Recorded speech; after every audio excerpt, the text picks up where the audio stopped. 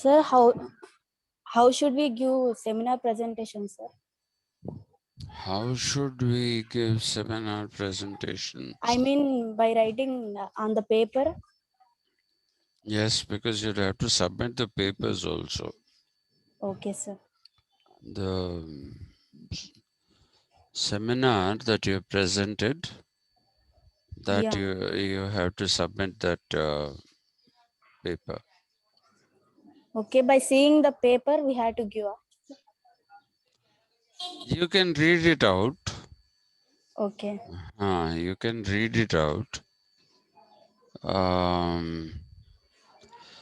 But let's see, I don't know what the format is going to be, because I told you people then only don't write the Assignments. assignments. See Yeah. now what happened. Now I have to give you 10 questions and you have to write 5. 5 short notes of 1 Yes. mark each. Okay, sir. So, so you see, that is the problem. Please don't jump to any conclusions, and don't let anyone tell you anything until and unless it has come in the form of a proper notice. Okay, sir. It has to come in the form of a proper notice. Okay. Not, it shouldn't be according to the likes, dislikes, or conveniences or inconveniences of people. That's not how it is. So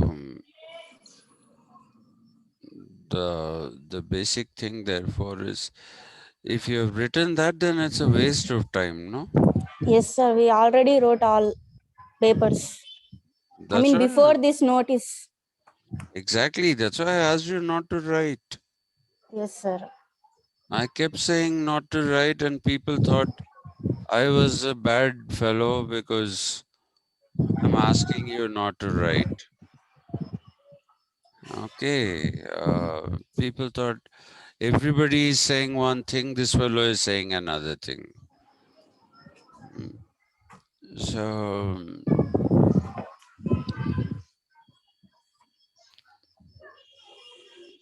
that is basically the problem.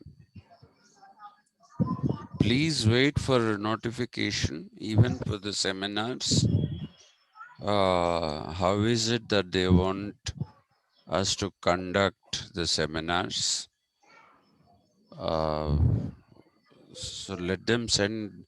I'm sure there'll be some guidelines coming, and when the guidelines come, we can have the seminars. Till then, don't write anything, because they might say you give them some topics and ask them to make a seminar presentation on these topics only. Okay, you might not have the freedom of choice. We don't know. We don't know what is happening.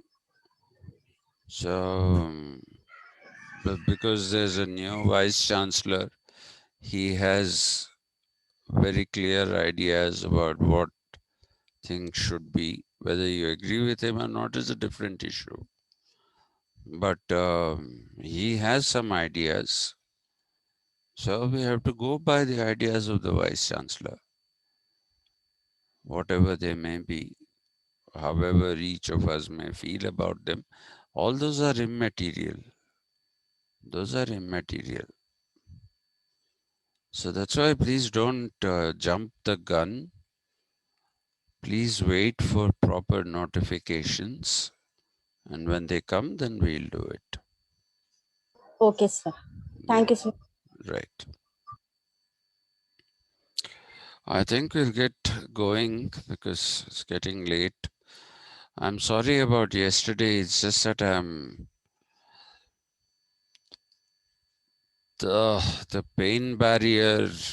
I have a pretty high pain threshold, but this continuous sitting in front of the computer, and I also told you that I unnecessarily took on um, unnecessarily took on this consultancy for that university.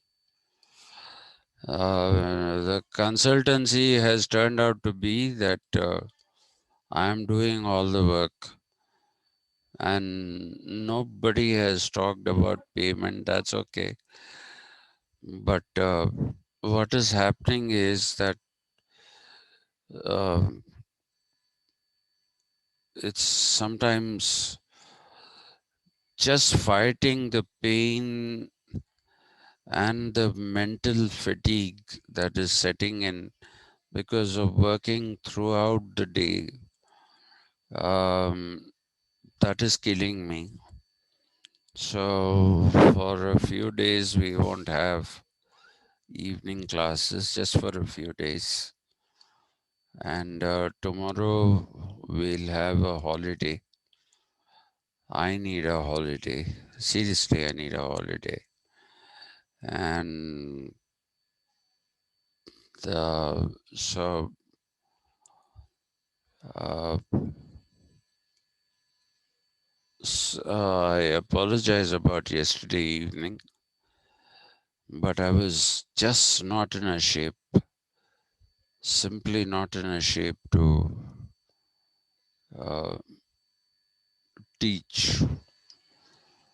And I was not in a shape to sit. So I don't know, must have done some terrible things either in this life only or in some life. I'm paying very heavily for this. If God punishes you, you have to take the punishment gracefully, shouldn't complain. If God is punishing you, it basically means you deserve that punishment. You might not know why you deserve it, but it basically means you deserve the punishment. So let's come to we have finished with the state of nature.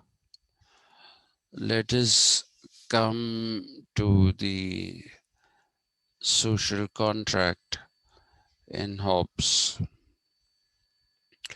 Now, just as a reminder, and again, as a way to get going about Hobbes' contract, please remember that Hobbes is a state of nature that he talks about is pre-social.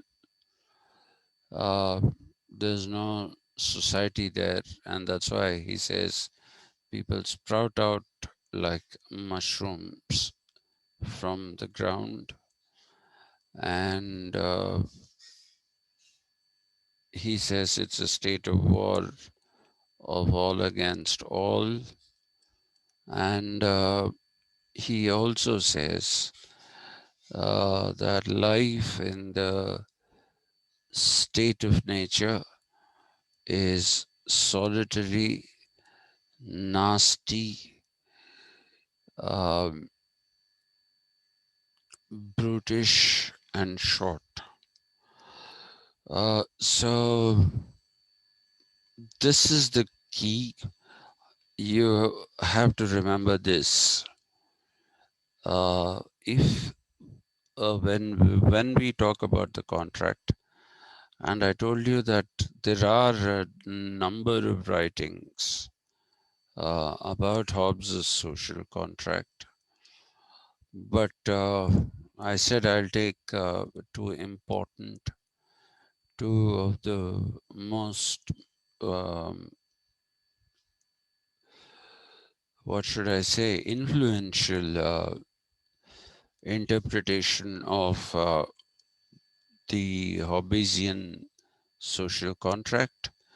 The first is by Michael Oakeshott, I told you, and the second is by uh, C.B. Macpherson. But if you have to understand why uh, Oakeshott or Macpherson uh, basically take the kind of position that they take, you have to remember this bit. You have to remember this bit, which is uh, life in the state of nature is solitary, nasty, brutish, and short. This is the key. This is absolutely the key. And in that, again, among all these, it is solitary, which is most important. So please keep that in mind, and we will have an assessment of his contract by these various thinkers, and we'll see what they bring to us. So if you're looking at the social contract,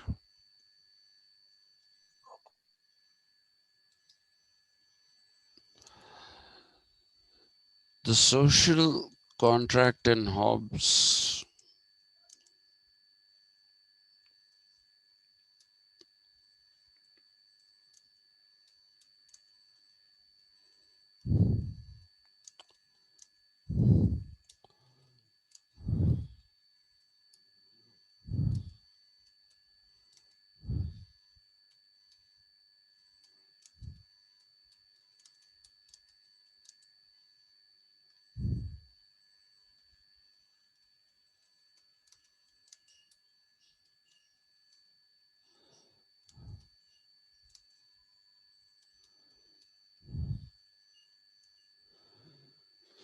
the human being in the state of nature is rational.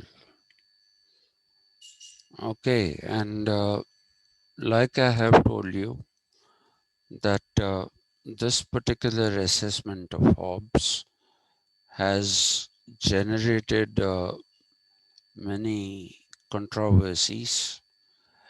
Among the many controversies, what we see is uh, one of the things that the question raised by Levi Strauss, sorry, not Levi Strauss, Leo Strauss, which basically asks Leo Strauss questions and says, if it is, if man is rational, then why is he in the state of nature? For how long has he been in the state of nature? And when did it dawn on him that he has rationality? And when did he decide to get into a social contract?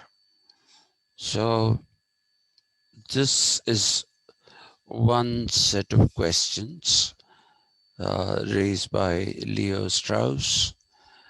And then you have another set of questions raised by uh, George Sabine, who seems to say that the foundations of Hobbesian philosophy are absolutely illogical. They are illogical because Hobbes is trying to reconcile two tendencies that are not uh, open to reconciliation. The, the reconciliation of both these is not possible according to uh, Sabine. Sabine says if man is solitary and nasty and all that, then he's not rational. Then he cannot be rational. Okay, and if he is rational, then life won't be solitary, nasty, brutish, and short. So he says that these are two irreconcilable positions, and Hobbes is trying to tell us that they can be reconciled. And he says he gives no explanation as to how they are reconciled, how they can be reconciled. And since he doesn't give any explanation that uh, these two tendencies uh, can somehow be conciliatory, since he doesn't give us that explanation, then we have to take it that he called it teapot whimsy of the British variety. Okay, he says it's all based in the air. The whole philosophy of Hobbes is not grounded in anything. It is all in the air, up in the air. That is what is the criticism of Sabines. And however, later on, people have found out that most of the time when these philosophers, and when I say these philosophers, starting with uh, the proto-modern philosopher Machiavelli, down to most of the philosophers in the modern period, there is the usage of an experimental method. Okay.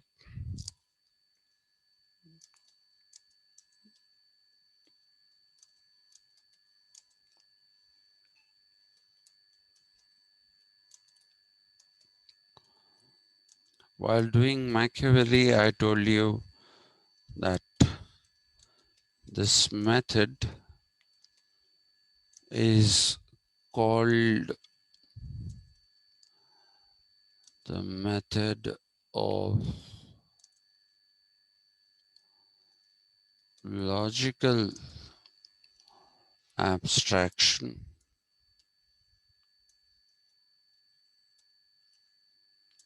and that it is uh, derived out of the nascent scientific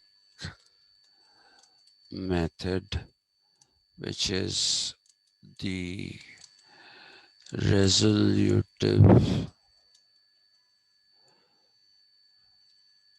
compositive method. Please remember that, because this is a recurring theme. And we are still at a point, please remember that we are still at a point where we have not reached this uh, argument that where there is philosophy, there can't be science. We still haven't reached that point. That comes with the positivists, and it comes much later than this. Okay, so at this time, the scientific and the philosophical are not seen as binary opposition categories. They are not seen as binary opposition categories. They are only seen as interchangeable categories. They are seen as absolutely interchangeable categories, not as oppositional categories. So people don't make a difference between science and philosophy.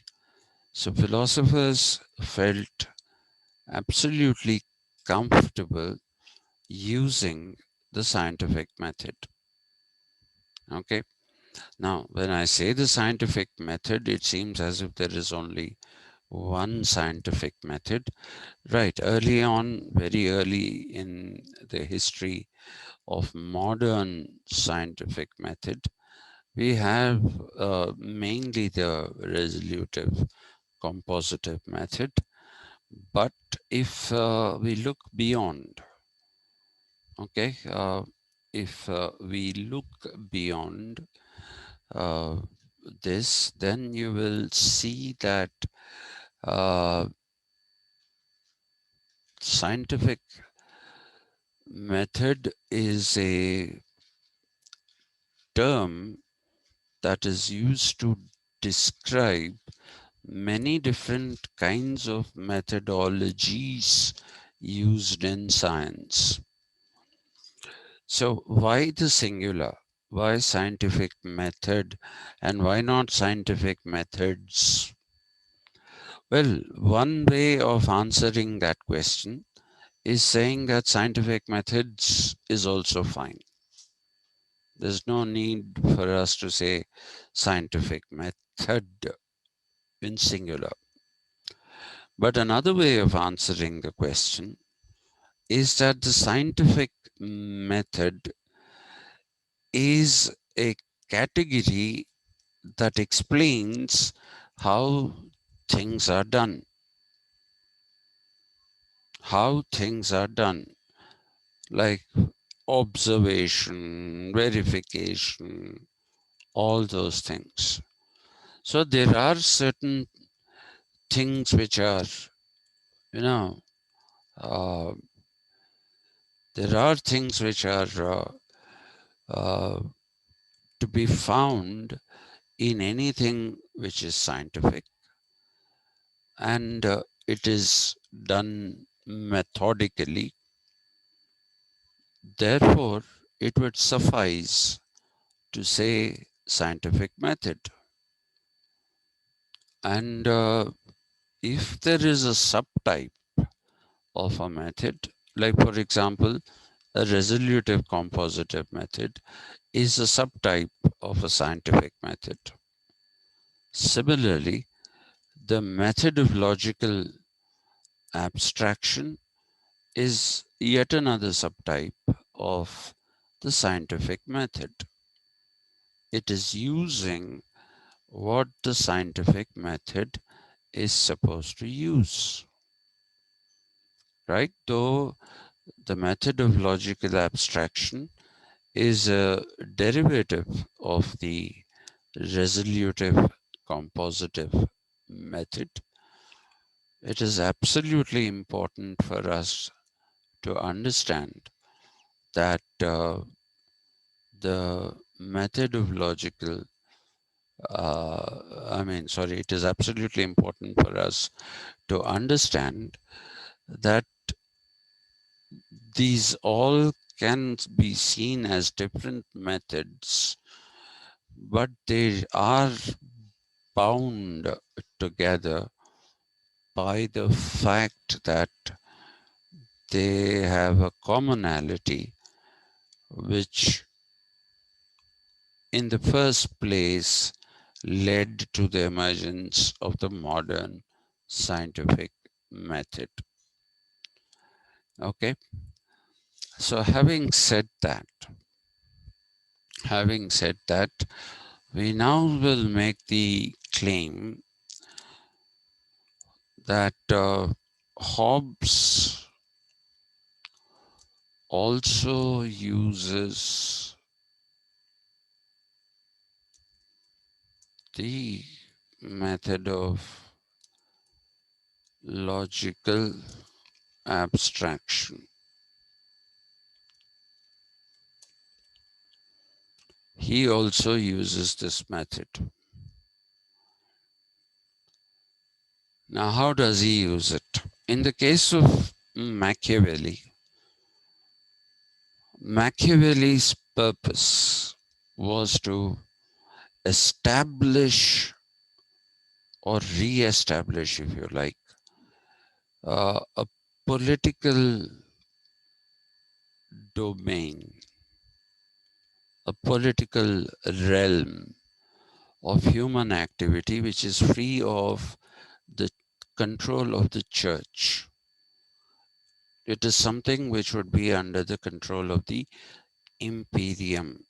So he revives an old Greek word, politics, political. I mean, the derivatives are many, adjective, noun. So,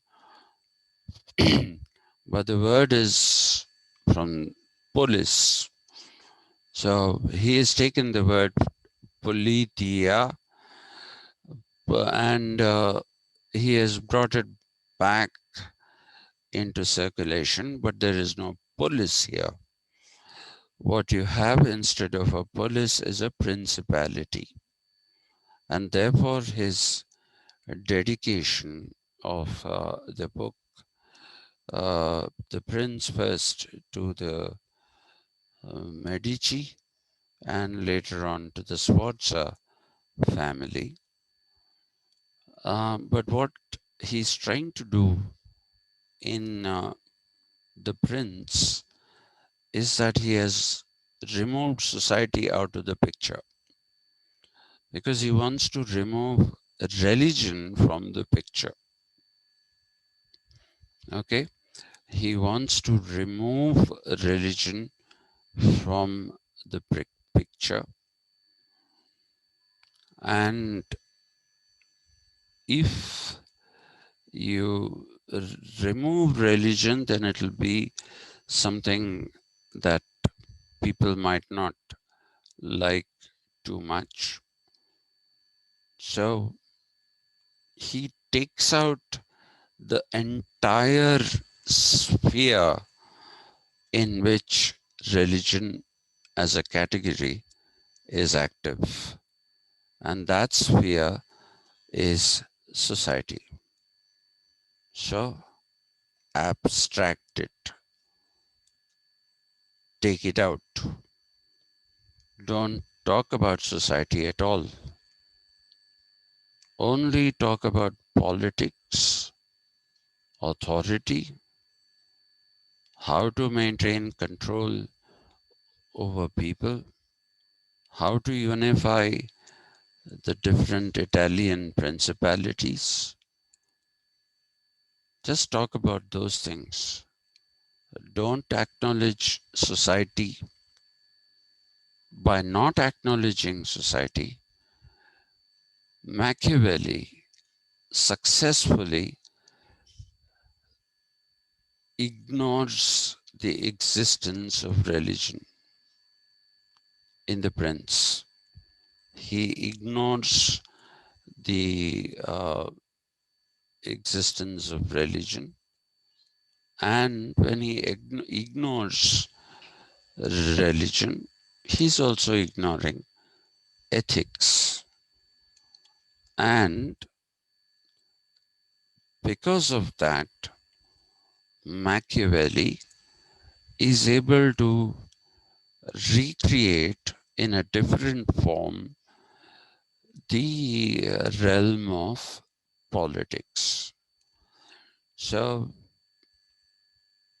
his the title conferred on him is not a title, it's more a sobriquet. A sobriquet conferred on him, which says that Machiavelli uses,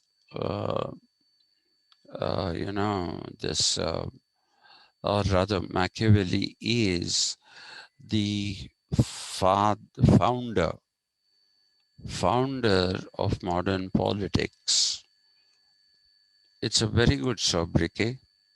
It describes what he has done rather well.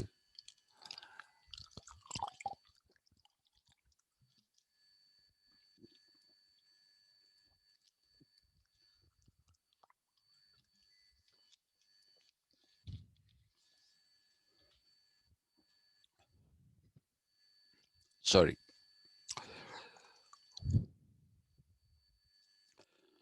So Hobbes is now doing the same thing. He's also using the method of logical abstraction. But he's not doing what Machiavelli did. Machiavelli removed the the society out of the picture. What Hobbes is removing is authority and the state and politics, which had just come into being. Thanks to Machiavelli, these institutions, state, then politics, all these came into being. So what is he doing? He is abstracting that. So the objections that people like Leo Strauss and George Sabine, among several, the kind of objections they raise are because of the lack of understanding that that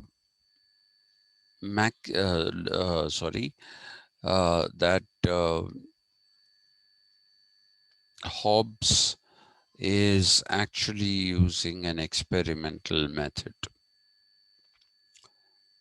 There is a lack of understanding of that. So that's why the criticism. The same thing with Leo Strauss's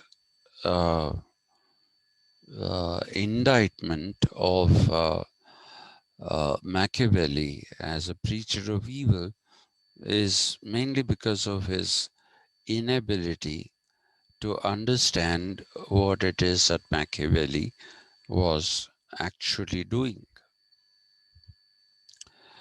Okay, so the question is, what is the state of nature in Hobbes? The state of nature in Hobbes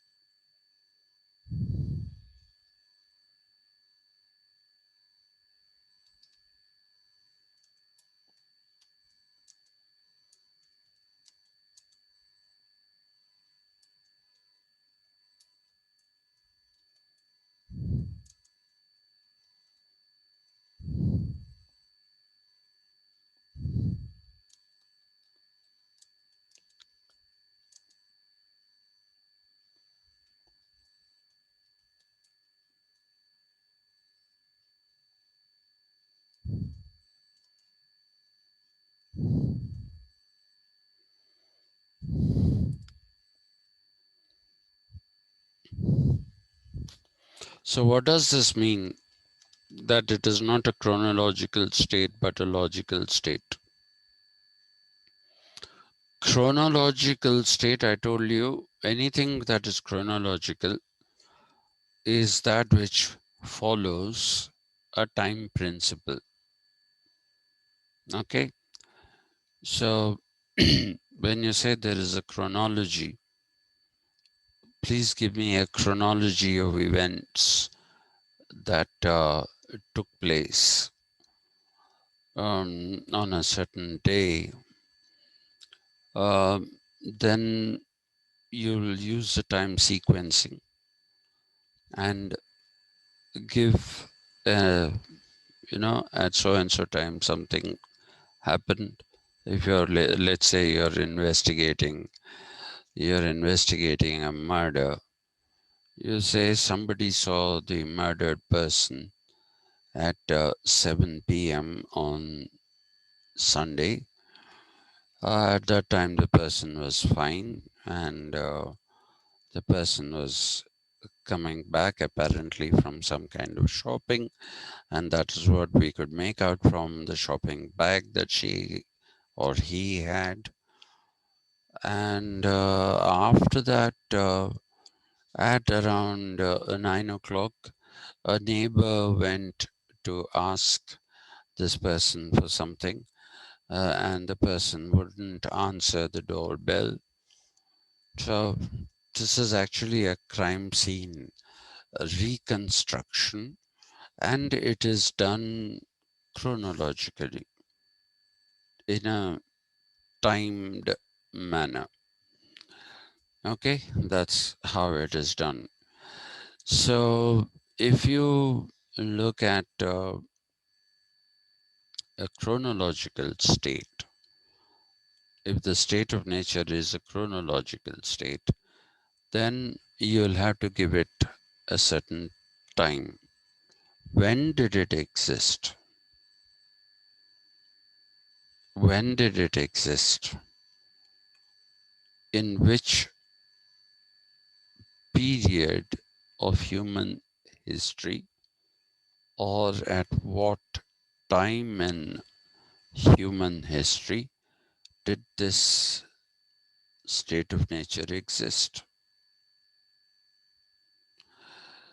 Okay, now the reason why Leo Strauss and George Sabine are struggling to understand Hobbes is because of the fact that they are not able to they are not able to understand that the state of nature as seen in Hobbes is not a chronological state. The state never existed. The state of nature never existed. The state of nature as described by Hobbes. I mean, nobody is so stupid that he says that people have sprouted out of the ground like mushrooms.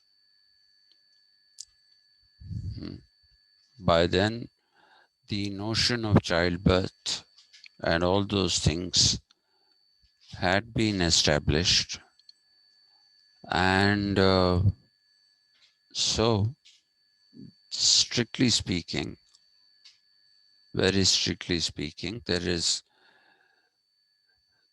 no way in which anybody can seriously tell you that people sprouted out of the ground. That is the first giveaway of the experimental method. That is the first giveaway. Okay. I mean, I don't think Hobbes was an idiot to believe that people came out of the ground. So, what you need to remember, therefore, is that that particular point is what establishes that this is not a chronological state and that it is an experimental state. It is an experimental state, the state of nature. So, we've also said that the experiment that he's carrying out is by using the method of logical abstraction. So, what is he doing then? Hobbes is looking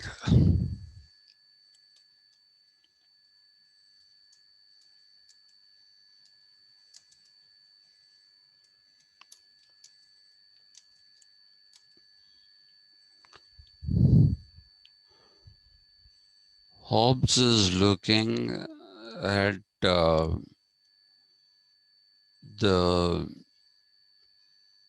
what should we say? Looking at the England of his own time. He's looking at England of his own time.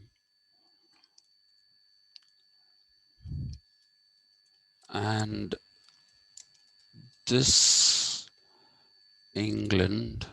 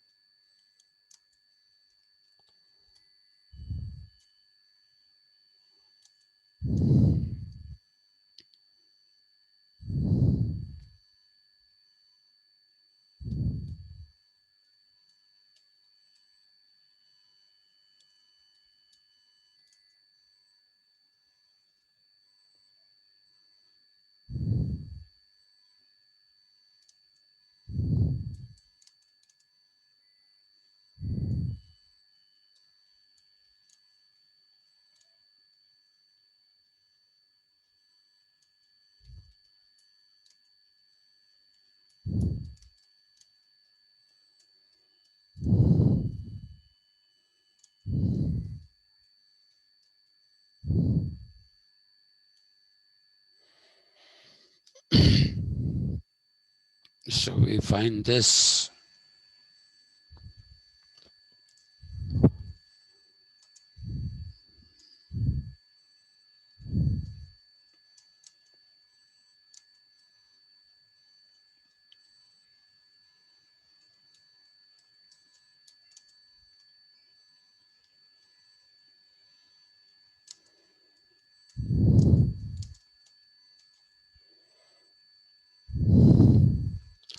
There was corruption in all walks of life, including the religious.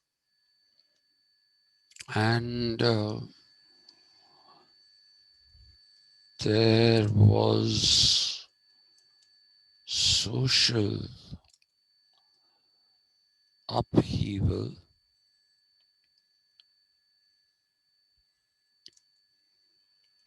due to the fading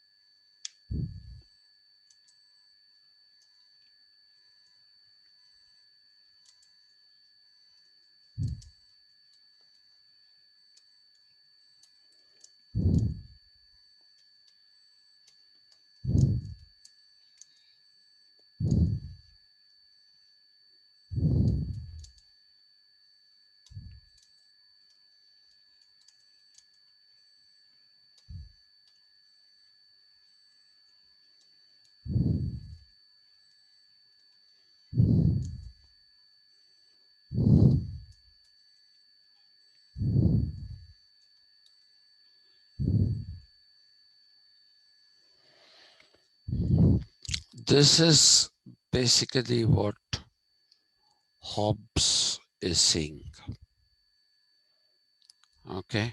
Um, he's looking at the England of his own time. And how did this England look? What was happening in that particular England? It was a situation of civil strife. Various sections of populations were conflicting with each other. If you want to know the full details, please read either what is it called? Modern European History by Charles Downer Hazen, or just C.D. Hazen, Hazen. Please read that book. I suggest you read books of history to understand politics better. Or you can also read another book which I think is slightly better. History of Europe up to 1870. And this is by C.J.H. Hayes, Hayes.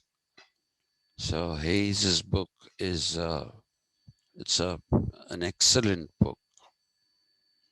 And again, I thank Professor Anjan, my history teacher, who made me understand the importance of history of everything. And brilliant man. I think he didn't get the recognition that he deserved. He should have been a national figure. He was an absolutely brilliant man.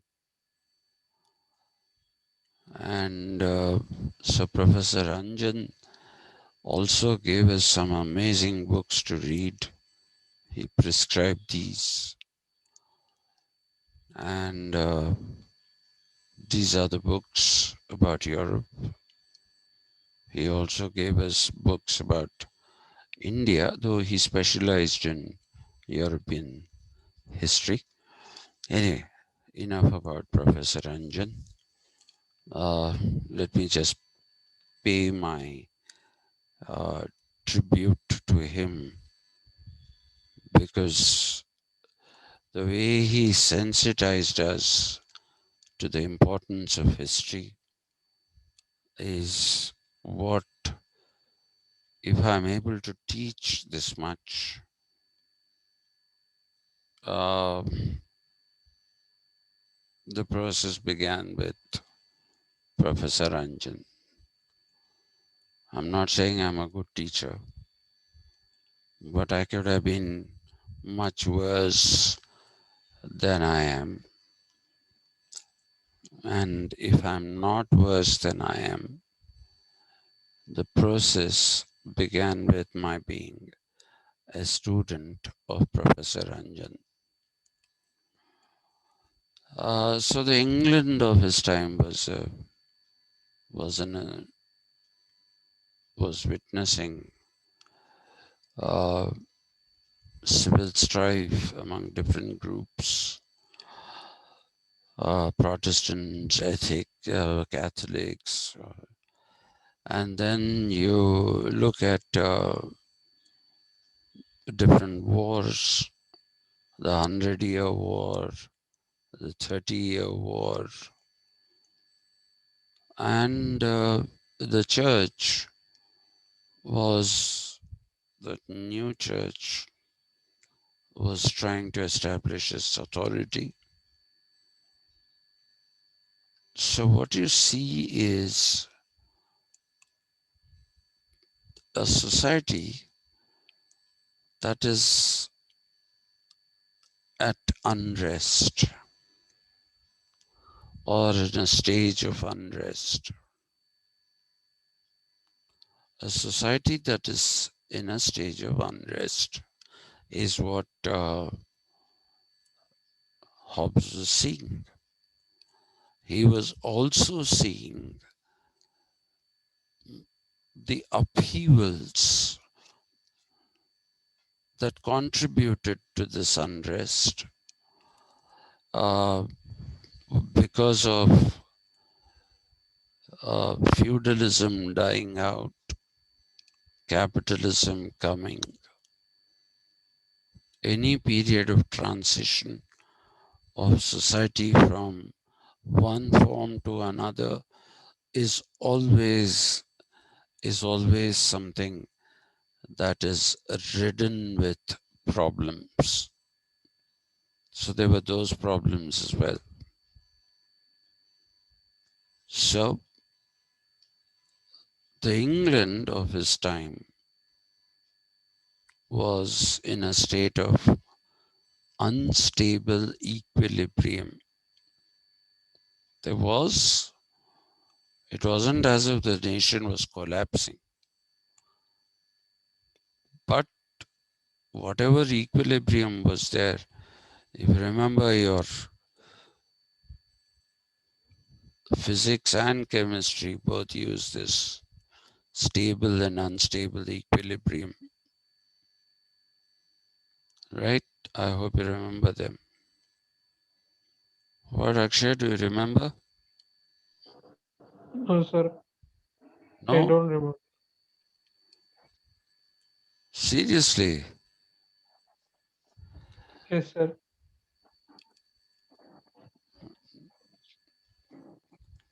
Ah, what is equilibrium?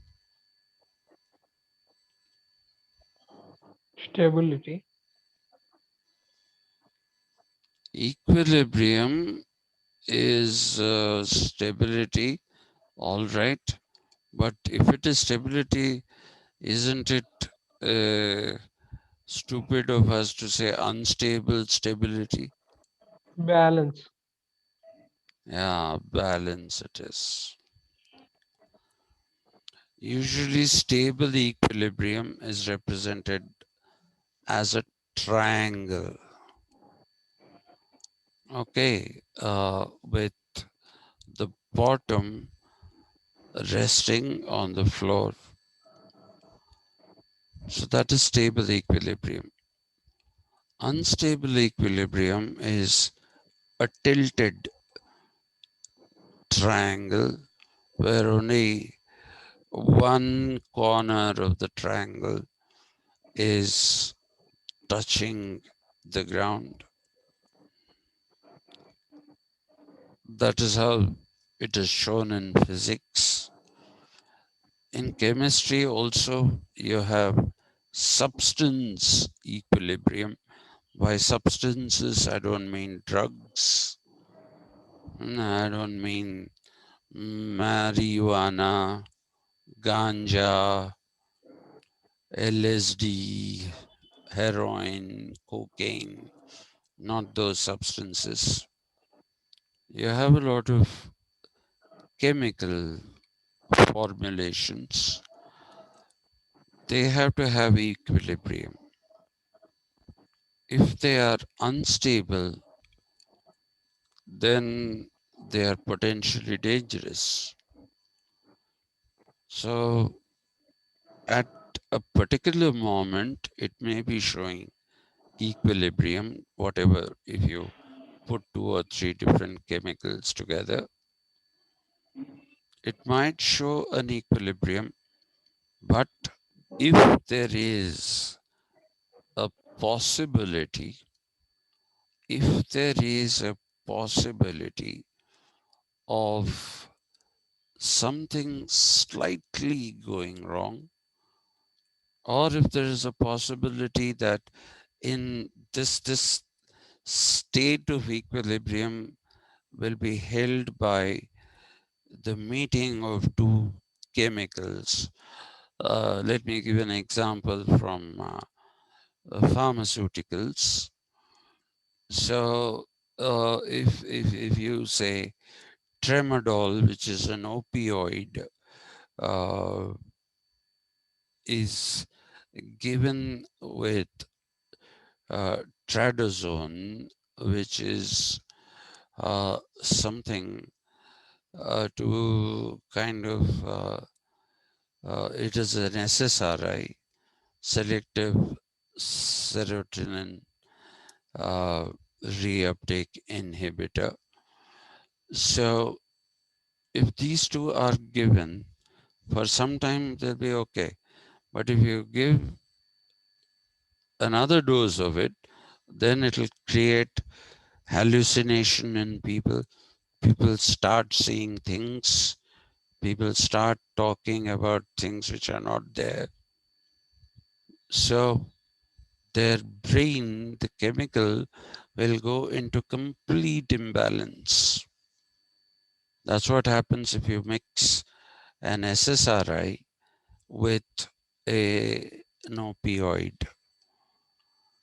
So that is an unstable equilibrium. You never know at what point it'll tip and become unequilibrium.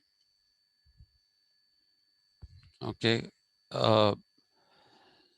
So Hobbes was an astute thinker. He had some stupid notions about himself. He thought he was a great mathematician, which he wasn't. A very, very poor mathematician. Because in those days it was a big thing to know mathematics and be. One second.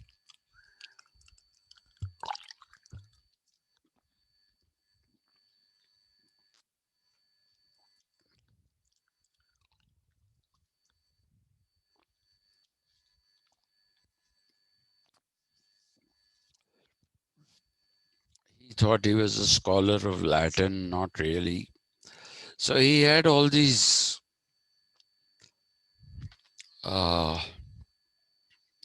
what should I say? He had all these wannabe aspirations, which unfortunately didn't get backed up by the necessary mental infrastructure. But he was an astute thinker. He could see that England was in unstable equilibrium, and he was also seeing that England was fast reaching that tipping off point. So at that time, he wrote the Leviathan, and in doing so, he used this experimental method. So he was basically conducting a very simple experiment. Just imagine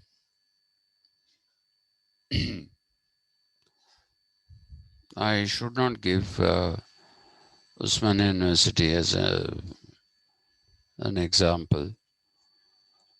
Nobody in Usman University is considered to be a figure of authority, including the Vice Chancellor. And teachers have to wait to meet the Vice Chancellor, not just the present one. This has been going on for a long time. You'll be asked to sit outside, or they'll say take an appointment and come. But students will no come.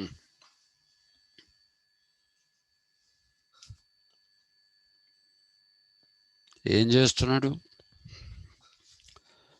And they'll walk into the room. So I can't give that as an example of authority.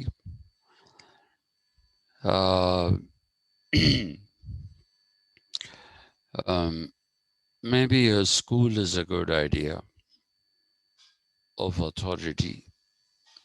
Teachers did hold authority over students.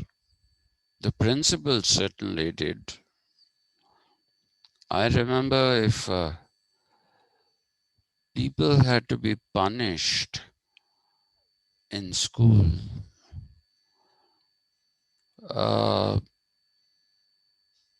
the worst thing that a teacher could do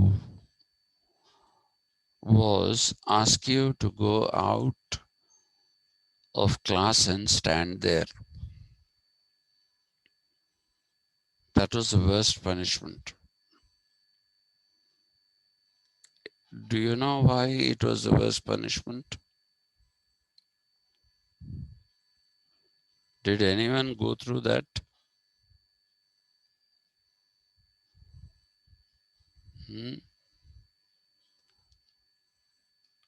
No? Okay, even I didn't go through it, but I saw a number of my friends being punished this way. Go outside and stand. And the principal would come on rounds with a cane behind his back. He used to hold the cane behind his back and he used to come on rounds. And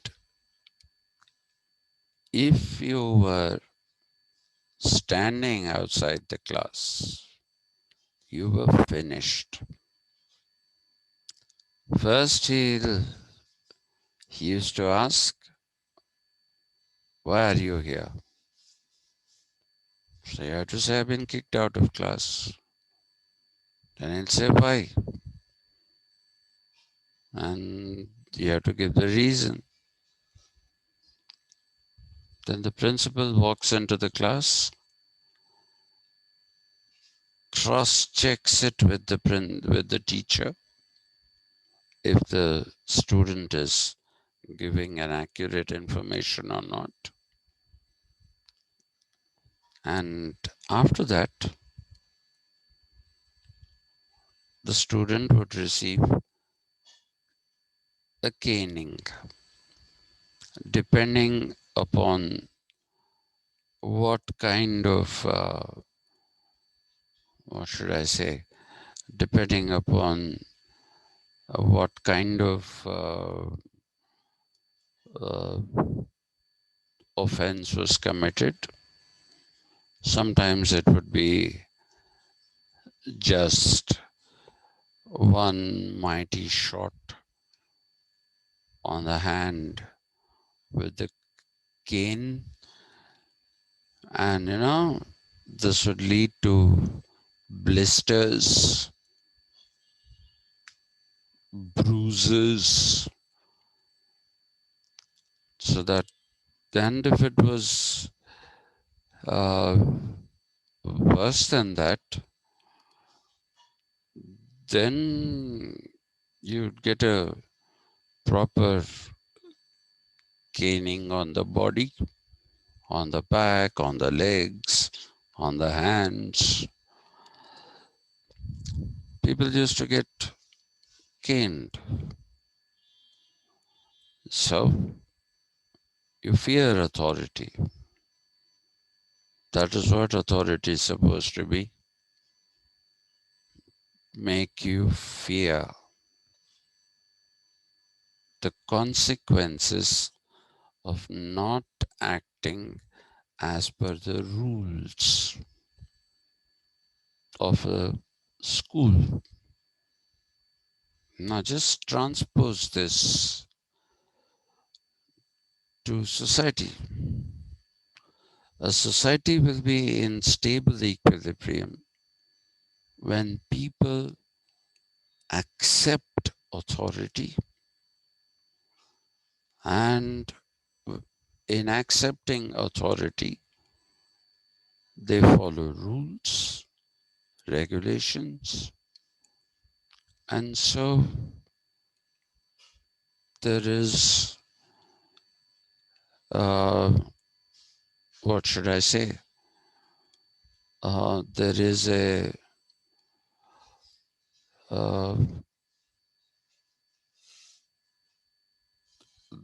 an acquiescence to the nature of authority. Now, if the authority is not very good, then not just the teachers, not just the students, but even the teachers will go easy. They'll go easy. So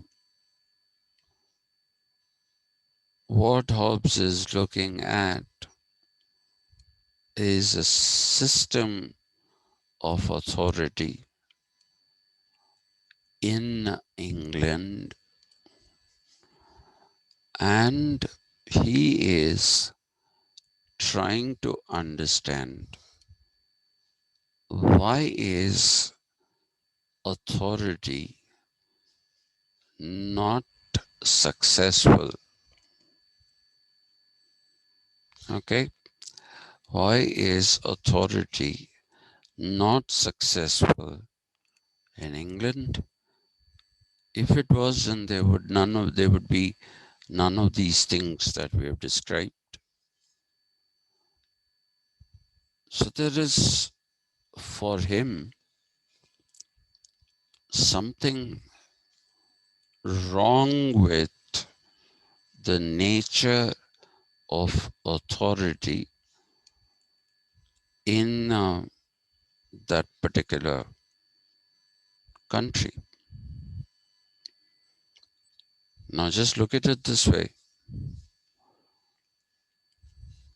If you have a school principal who doesn't come on rounds, if you have um, a system, if you basically have a system wherein, you know,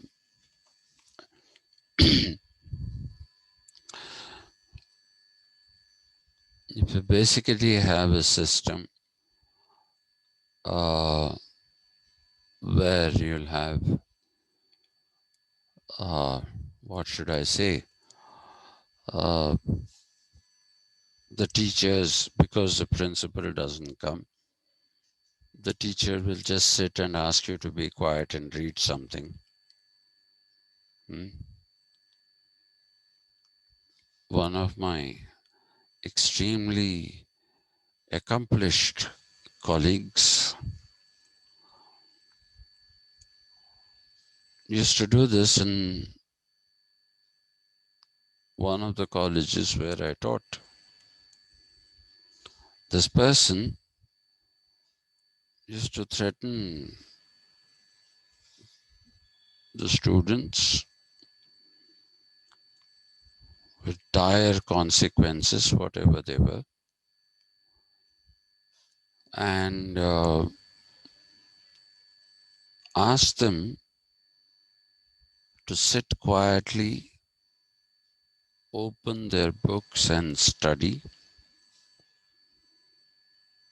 and put a bolt up from inside, and the said person would gallivant to another department or departments, and there would be shrill, loud laughter, noises, and while these students, they closed the door, some of them went to sleep, some of them did various other kinds of things. So the problem was the college was too big. It's the biggest constituent college of Osmania University. It was too big for somebody to go on rounds.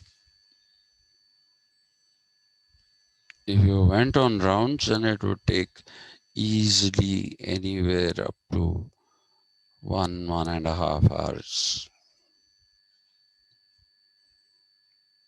On the contrary, while I was at University Postgraduate College, Secunderabad as it is now called, there were only 2 buildings. And the principal used to come on rounds every hour, because it's just 2 buildings. It is a small college, the PG College Secunderabad. And the same colleague used to go and sit in class and read out of a book or whatever. And so this man successfully sent teachers to the classroom. I told him actually one day that in principle, what you're doing is a terrible thing, because this is a university. You're not a school headmaster or school principal to go on rounds. But I can understand why you're doing it. Because otherwise people didn't take classes. People didn't go to classes. So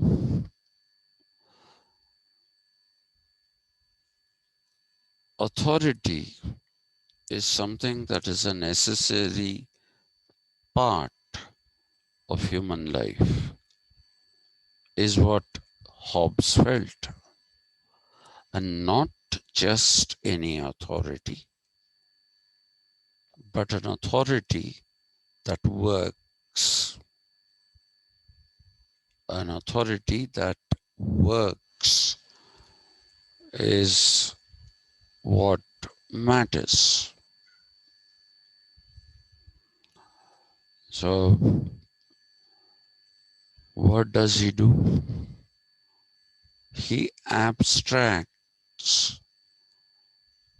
the state, the political, from England. And he's asking himself this question. He's asking himself this question. If with authority people are behaving like this, how would they behave if you removed authority? By his time, thanks to Machiavelli, the political had re-established itself, and along with it, since capitalism came, the state also had established or was in the process of establishing itself. It hadn't established itself properly. It was in the process. So Hobbes felt that there was something wrong with the nature of authority, nature of the political. So what does he do? Abstract. Look at society without the state and the political, which is exactly the opposite of what Machiavelli did. Machiavelli, in order to establish the political, he abstracted society. He abstracted religion.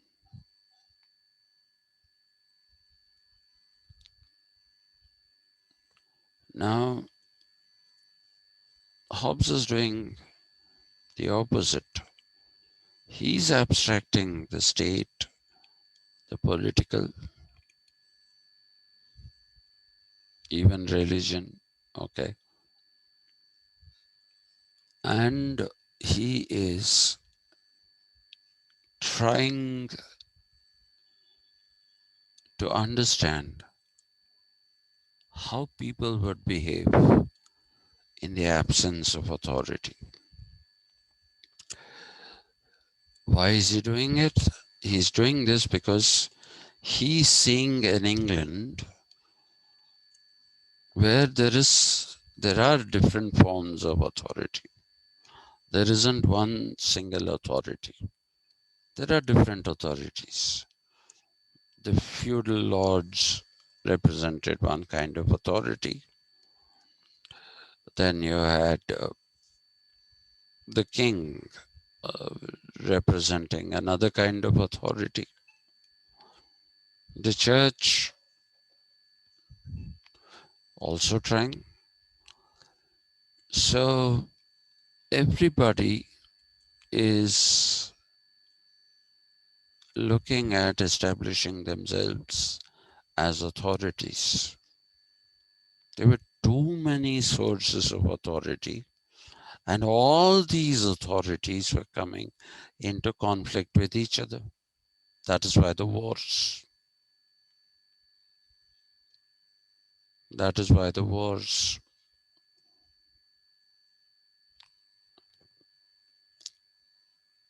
So he asks himself this question: if with authority people are like this, how would they be if I removed authority, the state and politics?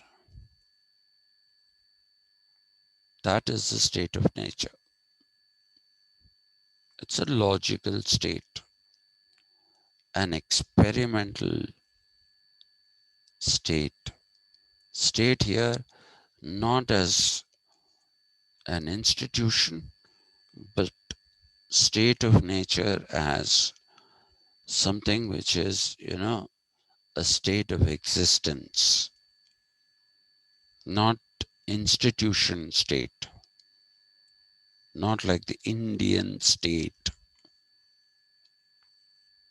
He's not talking about that. He's not talking about that. So, what you need to remember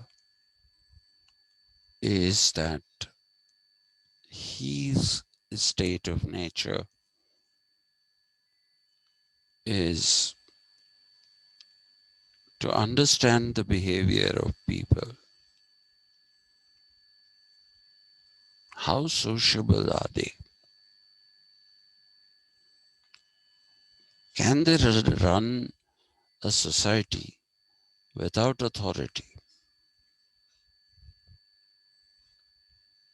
Please remember that. That is his question. So go back to the example I gave you of a temple. Remove the deity. If you remove the deity, is it a temple anymore? It's not a temple anymore. Will anyone go to a temple in which there are no deities? People won't go to a temple if there are no deities. You might make it look like a temple, but if there's no deity inside, nobody goes there. So it's like that. So he realizes that unless there is appropriate authority, please remember, because there is already some kind of authority in England, but despite that authority, people are behaving the way they are, as if there isn't authority. So to impress upon his readers the necessity of authority, he conducts this logical abstraction and creates this experimental state of nature to demonstrate that human beings need to have authority in order to be sociable.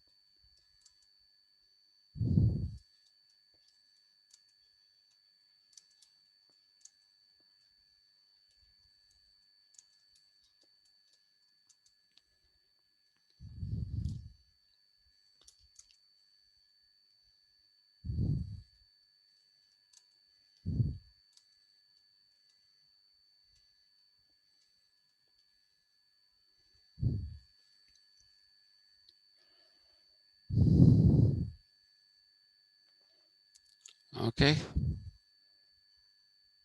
An appropriate authority, not just any authority.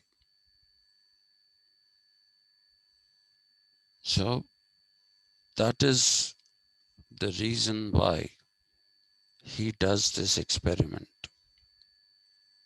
It's not chronological. The logical experimentation is also not to establish that England doesn't have a proper authority. He knows that.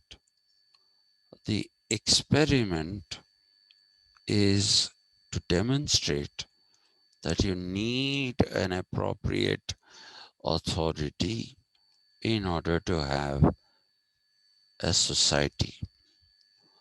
And what is a society? A society is that which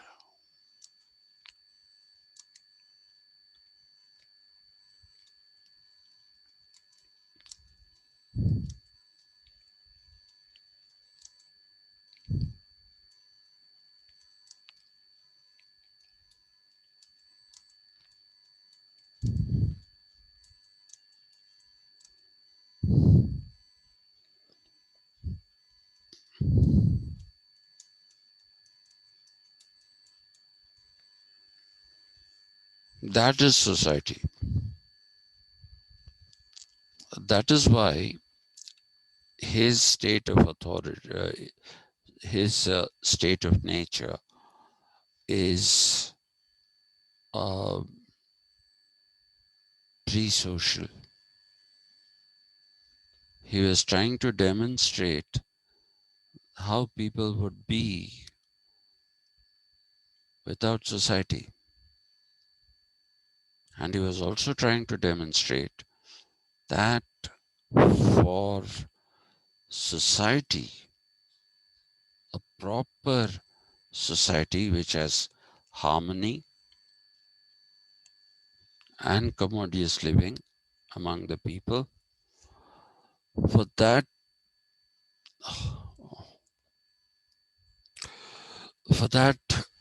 particular society to come into being, you need an absolutely proper authority. So Hobbes doesn't stop here. Hobbes is also trying to find out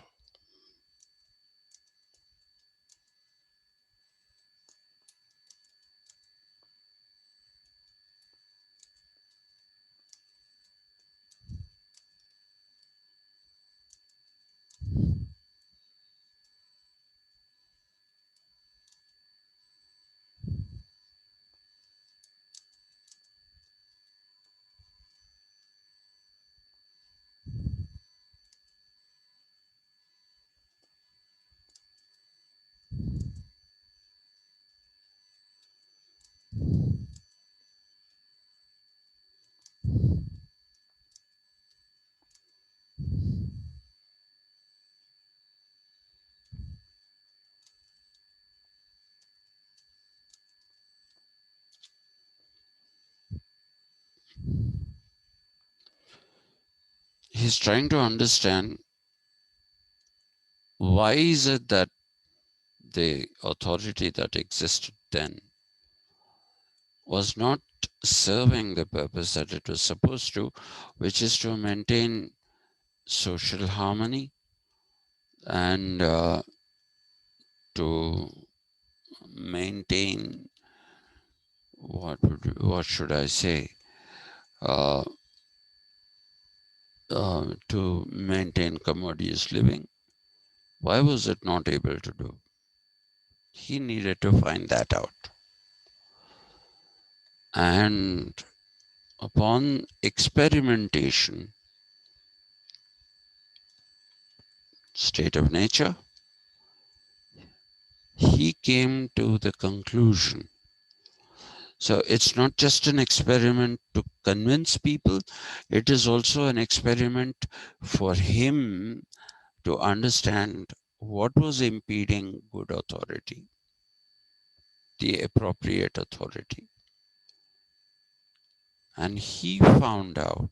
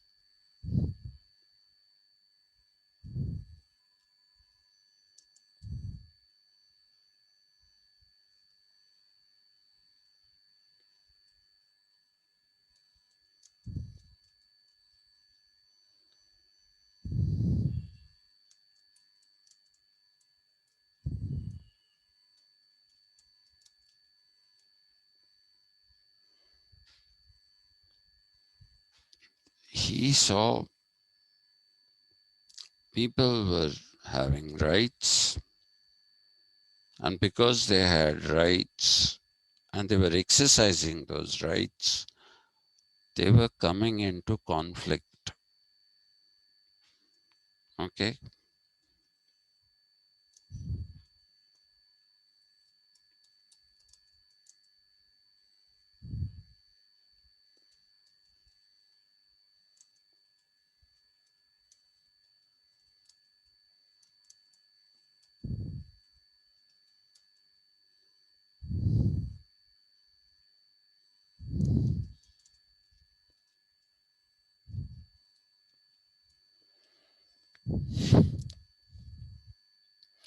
So what does Hobbes do? Hobbes introduces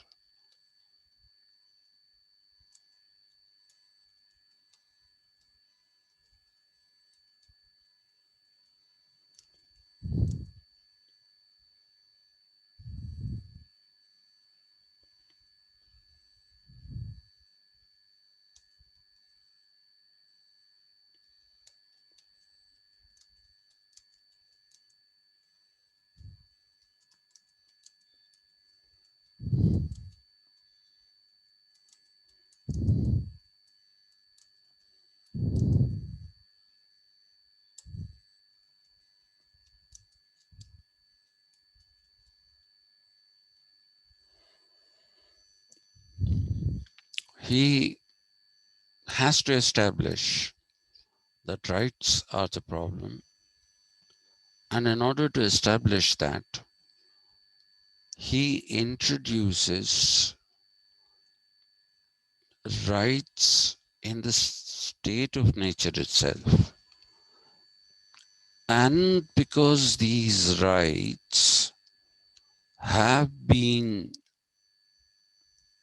introduced in the state of nature itself, the question then will be, who gave the rights to these people who are sprouting out of the ground? So very cleverly, he called them natural rights. Natural rights is what he called them, saying that it is nature that bestows rights upon human beings.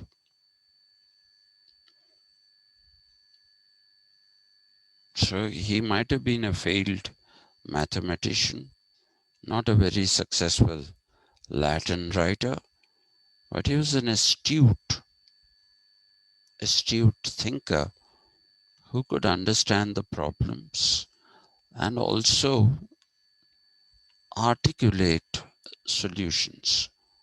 Only problem with him was that he just went ahead with his system of beliefs without really considering what will happen if he didn't, uh, if he went on like this. Because what he managed to achieve was the alienation of everyone through his social contract. Once he created his social contract, the copies of the Leviathan were burnt. Fortunately, a few survived, and he had to go into exile. He had to leave England. He went to France with the Cavendish family. I told you Cavendish uh, was an early scientist, and he's usually credited with having discovered what nitric acid is. So he traveled with them to France. He was in exile.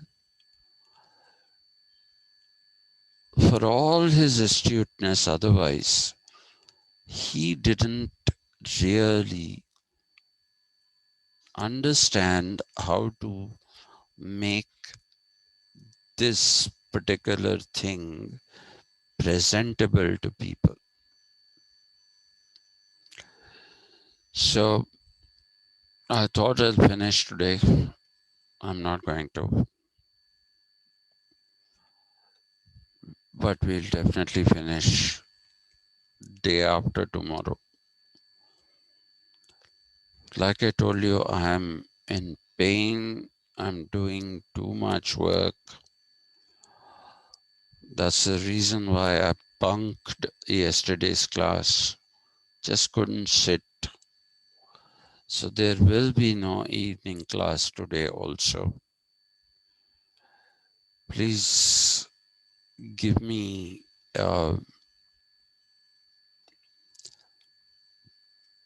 today and tomorrow is Bakrid, so usually I have not even been seeing holidays.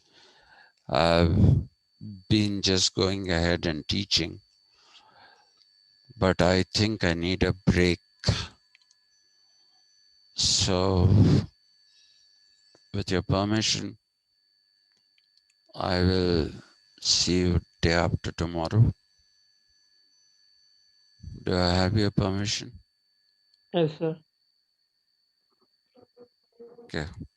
And today's class, was it very bad? No, sir. No, sir. Are you sure? I somehow felt I wasn't teaching properly. It's probably the pain. I don't know what it is. But I just got the feeling that I wasn't doing a great job or a good job. And my apologies for that if I didn't do a very good job. So thank you. I'll see you day after tomorrow. Thank you, sir. Thank you, sir. Yeah. Thank you, Yeah. sir. Yeah. Thank you, sir. Thank you. Thank you.